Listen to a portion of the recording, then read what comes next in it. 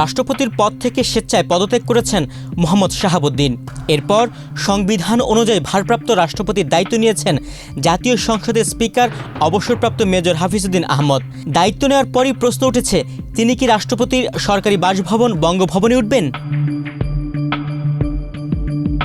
বাংলাদেশের ইতিহাসে রাষ্ট্রপতির দায়িত্ব গ্রহণের পর বঙ্গভবনে ওঠা প্রচলিত রীতি।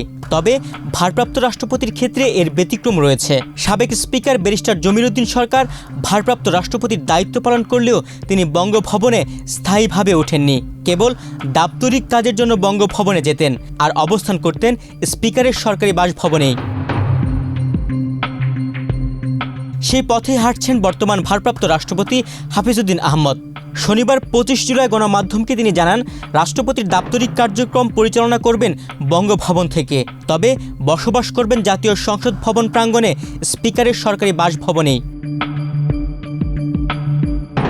এ সিদ্ধান্তের পরই স্পিকারের সরকারি বাসভবন ও আশপাশের এলাকায় নিরাপত্তা জোরদার করা হয়েছে। আইন শৃঙ্খলা রক্ষাকারী বাহিনী ইতিমধ্যে রাষ্ট্রপতির জন্য নির্ধারিত বিশেষ নিরাপত্তা প্রোটোকল কার্যকর করেছে।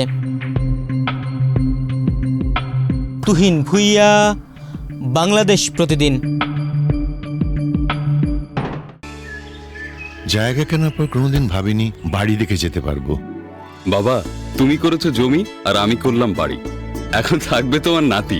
বসুন্ধরা সিমেন্টের দৃঢ় গাঁথুনি গড়েছে 3 প্রজন্মের এক ঠিকানা। শক্তির মানদণ্ডে উত্তীর্ণ বসুন্ধরা সিমেন্ট। বসুন্ধরা সিমেন্ট, প্রজন্মের বন্ধন।